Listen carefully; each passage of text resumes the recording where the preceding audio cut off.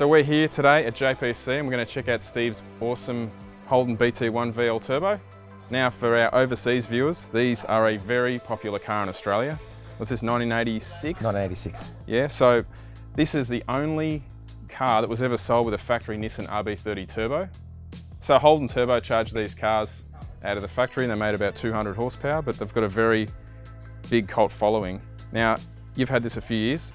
I bought it in 2016, so yes, it's been my third year I've owned the car. And you were saying you had a bit of a break. You have had modified cars when you were younger? Yeah, when I was 18, I had a Subaru WRX. Oh yeah.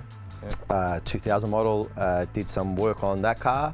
I know the guy who still owns it, his name's Goran, so he still has the car, it's still alive. He's done a lot more to it now, so very nice car. And since then, life came over you, as it usually does. And yeah, so just got back into the cars. Well, my friends actually got me back in the cars, which is a group of us. Yeah. So why the VL? My brother actually owned a 1988 VL Calais Series 2. Always kind of liked the VL growing up. My friend Nick, he bought Jet BT1. Yeah. So he got that, and then obviously you get the bug, and I ended up buying this, and not this particular car as it is you see it right now, but bought a VL, and then it started all from there. Yeah, so obviously you didn't plan on it going this far. A lot of people don't. No, I didn't plan. Initially it was, I just wanted to buy a VL just to cruise with the boys, and that bug hits you again, and it turned into something a little bit more radical than what I thought it would be. Now, obviously, because they've been around for so long, it's pretty proven what you have to do to get X amount of power. Yes. And they're not an overly heavy car by today's standards. They're not. So, bang for buck, they're a really good car. But the problem is now that a good condition VL is actually starting to fetch a bit of money. This has been resprayed. So originally when I bought the car, we had an issue with the motor, and I bought it past a friend of mine. Said go past JPC and see them. Spoke to Mark for the first time. He said, look, the oil pump on the motor's gone. So was the car modified at all? It had 340 or 350 rear wheel. Yep. It had an R33 gearbox in it at the time when I bought it, so it was a manual car when I first bought it. Didn't really have much of a fuel system. It was all in the boot of the car at the time. Now it's obviously all under car, and done properly. Why don't you open the bonnet and give us a look what's going on under there. I like the fact that you've retained the, as they call it, the dirty 30, the single cam. You never looked at doing the twin cam conversion? We looked at the twin cam conversion, and just because of what my goal was from the start with the car, keeping it as close as you can to original with having a high horsepower vehicle, modified horsepower car.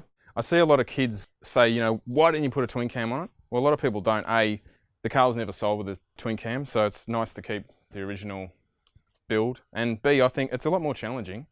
It is. It is, and they sound great when they're modified. You've, I know you've got the solid camshaft in this. So this thing revs north of 8,000 RPM. Yeah, I think north of 8.5 if I'm not mistaken. Yeah. But Mark can explain that a little bit more in detail later. One of the things that drew me to your car, Steve, when I first saw it was how fast it came up on the trans brake. And you were saying you always wanted it, you know, responsive to a point, obviously. You want to make horsepower, but you don't want... We see so many cars, they're just lag monsters. Yep. Especially with the single cams.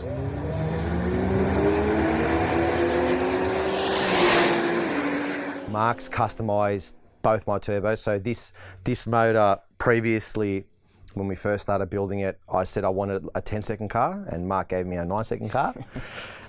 So its PB before this setup was a 960, and that had a TO4Z that was modified. My understanding of it is when Mark builds the turbos, he applies the correct rear housing for the motor, and that, I believe, in return allows the motor to spool the turbo up a lot quicker, and that's why you've never really seen mine sit on the line longer than 2 or 3 seconds. No, now in the new setup, just recently you dipped into your first 8-second parts. Correct, I did. It was a big achievement for us. With, as you can see, quite a small turbo, and the car's not on the bottle or anything like that.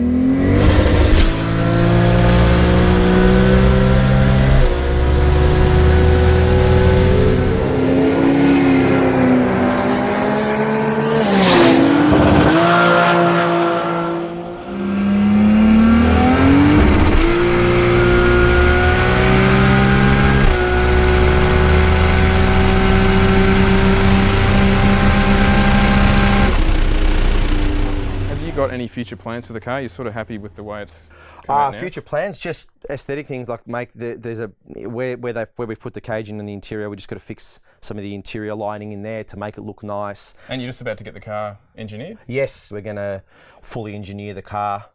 So we're just going through the process of speaking to him of what requirements this car needs to meet to get to that standard, because like we've always said, well, the goal's always been with this car to be a fully legal street car and have all these modifications on it. Yeah, and you just switched to 3.9 gears, which isn't that common in single cam VLs. I guess it's not common. When I speak to other people that have had VLs, and I guess other VL owners, even my mates who are very heavily in the car scene said to me it's very rare because usually you run out of RPM on the top end. Mark has assured me, due to the solid cam and the roller rockers, that we still have a lot of RPM. On the last run, I believe, if you speak to Paul, the car crossed the line at 7,200, so on that pass. So that indicates that there is, I guess, a lot of RPM still left. And sensibly, you've spent some money on the rear end? Yes, All Race, compliments of All Race. They're great guys down there. They helped me out a lot with what to put in the car. They've done a few VLs, so I sat down there.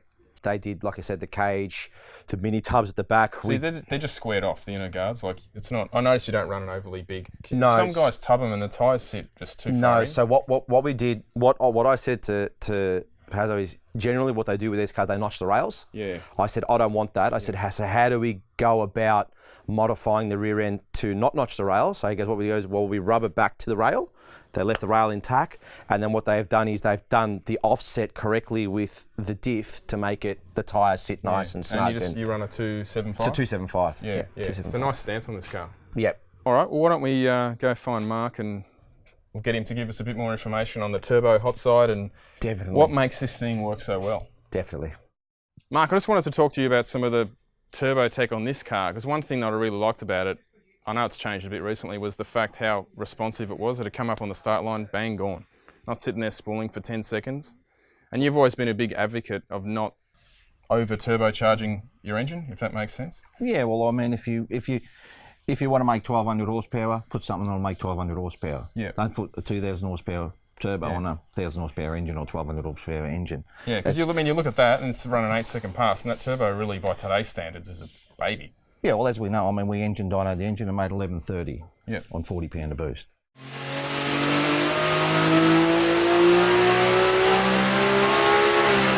And that's rated as a 1,000 horsepower turbo. Yep. Roughly. So you're basically using all of the compressor wheel on this. Yeah, that's it. Yeah. It's probably pretty much maxed out. You might make, with a bit of tuning and a bit of massage, you might make another 60 or 70 horsepower. When you're doing that, you're actually at the point where the turbo can brake, or it's fine?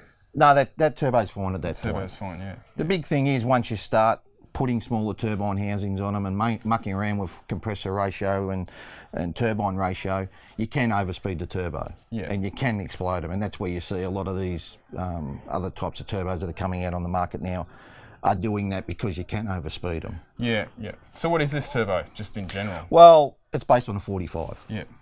That's really a 45 turbo for modified compressor wheel. Yeah, but it doesn't have a 45, the front housing. No, well, that's actually a 3540. 3540. So you've essentially jammed big internals into small frame modified turbo. the compressor cover, modified the turbine housing. I can't exactly. I think it's a 0.82 exhaust housing on a T3 flange. So yeah, and it's done exactly what the customer wants us to do for him. Yeah. Driving on the street, spool up, drive down the road, not put your foot down, wait 15 minutes for it to come on. So, it's based for what he wanted to do. And this engine's got a lot of your gear on it. I noticed it's got your rockers in it. Well, it's all out. The engine's pretty much, other than we don't machine the engine, the engine's pretty much all their stuff. We port the cylinder heads and do all that sort of stuff. Do you always go the solid cams in these? I think when you want to turn them to 85, 8600, you've got to start consistently. Back in the early days, 20 years ago, we sort of did modifications to them, but they all started to misfire on the top end of the track. Yeah, you guys have always been not afraid to push them. Yeah. What's the most you've seen out of a single cam? 1430. 1430. Yeah. Is 85, 86, is that about the limit of where you? No, Paul was saying the cylinder head won't really support much more?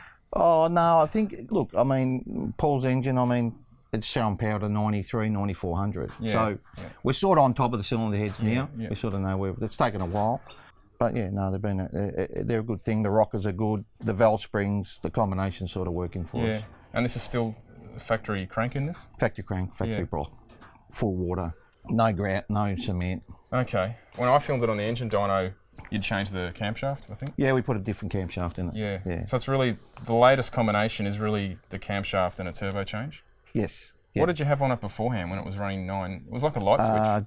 TR4Z with small housing. So that's like a 66? Yeah, 66 comp wheel, which aren't a really good combination turbo, but it worked. Yeah, it was pretty good. So what size would the comp wheel in that be now?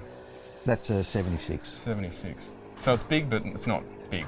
It's not, no, it's not extremely big. It's not like, you see a lot of 2Js or Supras and they just have these enormous turbos. Yeah. And then you look inside and they've got a manual transmission and you think this must be a pig. Yeah, well, that's the You hear problem. stories about they don't come on boost till 6,000 RPM. Well, when they pull the next gear, unless they got a clutchless box or something like that, we can keep it up. They fall off the boost and then they get going again. And you see, look, you see that combination all the time. And I think the difference is with us is that we build. We've been doing turbos for 20 years, so we're not just buying a turbo from somebody saying, look, there's a turbo that makes 2,000 horsepower. So we've tested turbos, we've had different combinations. It goes back to the high flow days back in the old RB30s when we were running sort of 10s and 9s.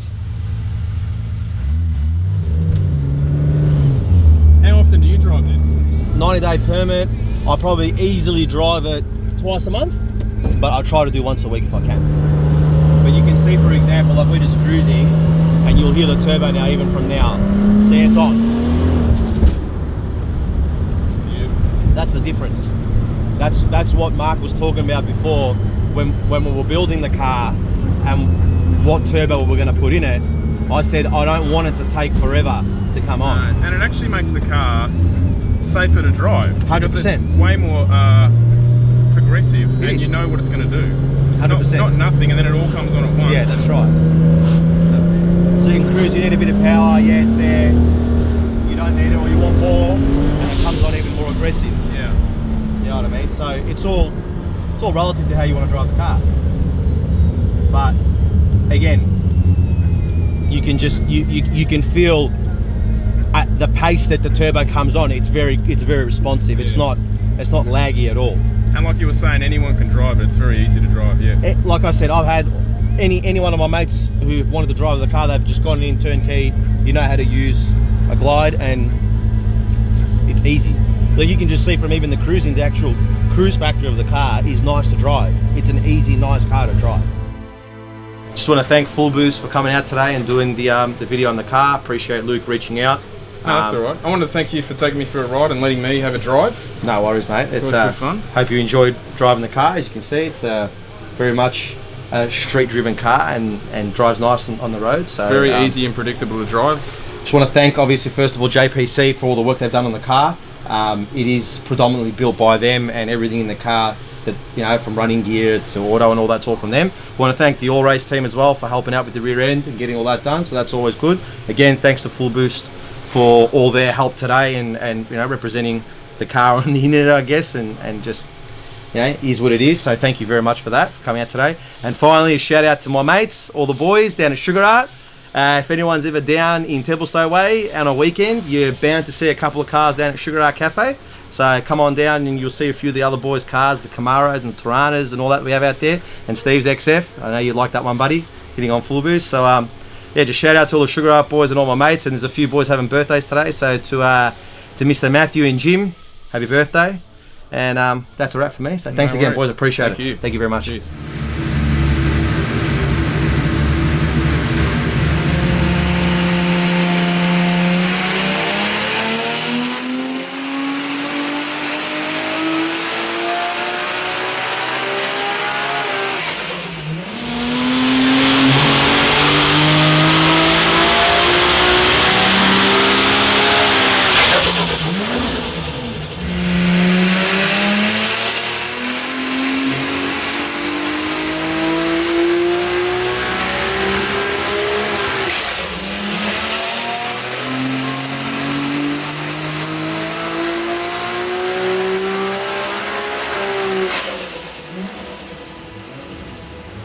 So this is Christian Yanev, my little nephew.